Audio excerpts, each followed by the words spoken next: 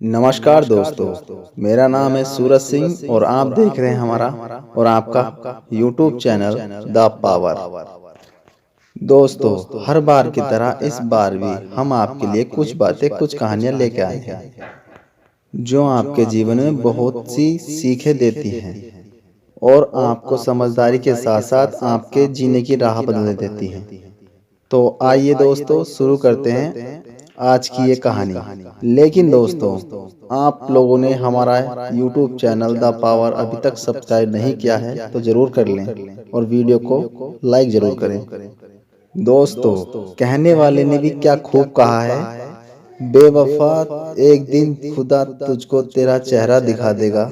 कुत्ते को सूखी रोटी खिलाकर तो देख, वो तुझे वफा करनी सिखा देगा।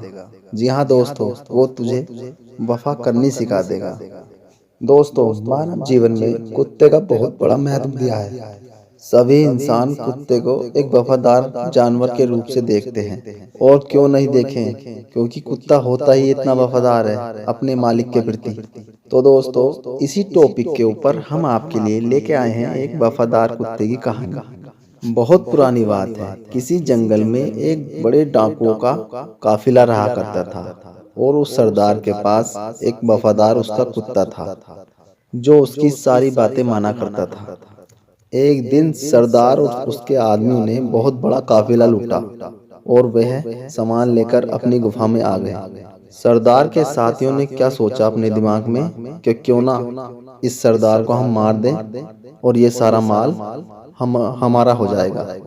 और फिर कुछ दिन बीत जाते हैं।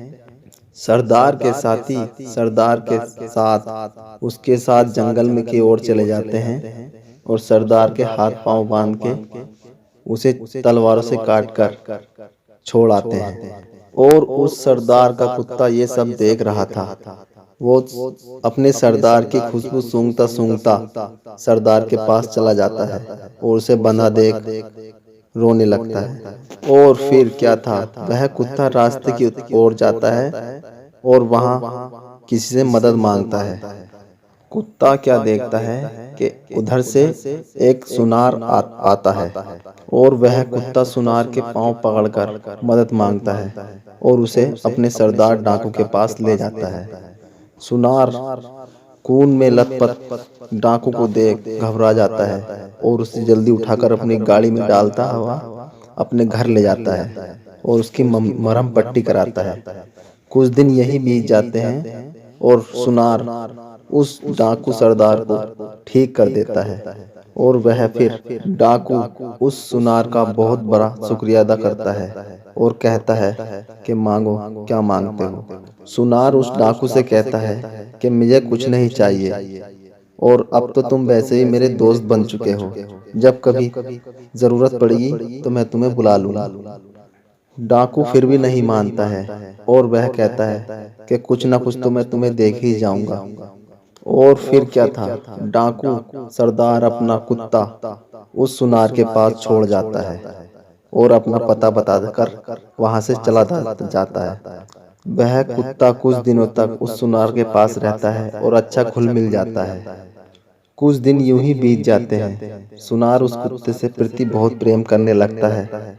और फिर एक रात सुनार जब अपने घर में सोया हुआ था और वही कुत्ता उसकी रखवाली में उसके घर के बाहर बना हुआ था, तो कुत्ता क्या देखता है कि कुछ लोग या कुछ चोर उस सुनार के घर में घुसकर चोरी करने लगते हैं और सारा माल वहां से ले जाकर एक तालाब में छुपा देते हैं।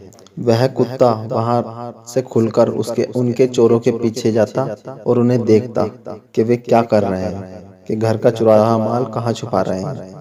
सुबह होती और सुनार के घर में चोरी, यह देखकर सुनार बहुत परेशान हो जाता था।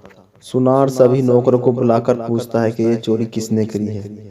सब नौकर हाथ जोड़कर माफी मांगते हैं, बाबूजी हमने नहीं करी है। और फिर क्या था, वही कुत्ता उस सुनार के हाथ पकड़कर उस तालाब की तरफ ले जाता है और बार बार उस तालाब में छलांग लगाता और बाहर निकल जाता।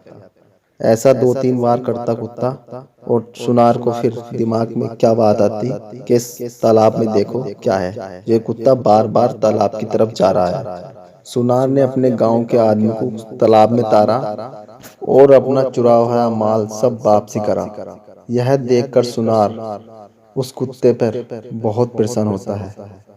और फिर क्या था, सुनार उसके गले में एक चिट्ठी बांधकर उस कुत्ते को छोड़ देता है कि जाओ अपने मालिक के पास जाओ। कुत्ता बहुत खुशी हंसी खुशी वहां से भागा भागा अपने मालिक की तरफ जाता है। और वही डाकू सरदार जब उस कुत्ते को भागता अपनी तरफ भागता हुआ देख अपने दिमाग में यह सोचता है कि यह कुत्ता उस मेरे दोस्त सुनार को छोड़कर आ गया। इतने में ही अपनी बंदूक उठाता है और उस कुत्ते को गोली मार देता है। कुत्ता वहीं मर जाता है। और वही डाकू उस कुत्ते के पास जाता है और क्या देखता है, उसके गले में एक चिट्ठी है और उसे पढ़ता हुआ बहुत रोता है। उस चिट्ठी में क्या लिखा हुआ था कि दोस्त, इस कुत्ते ने अपनी वफादारी से मेरे लाखों करोड़ों का माल बचा लिया। आज मैं इससे बहुत खुश हूँ और तुम्हारा कुत्ता तुम्हें वापसी कर रहा हूँ। यह सोचकर डाकू बहुत अफसोस करता है, बहुत रोता है, अपने करे हुए पे बहुत माफी मांगता है। तो दोस्तों, इस कहानी से हमें यही सीख मिलती है कि कोई भी काम करने से पहले उसे सोच लो, उसे परख लो, वरना परेशान रहोगे। अगर दोस्तों कहानी अच्छी लगी हो तो वीडियो को लाइक और चैनल को सब्सक्राइब जरूर करें और अच्छी कमेंट जरूर करें। मिलता हूँ अपनी अगली वीडियो में। अब तक के लिए नमस्कार। जय हिंद, जय भारत।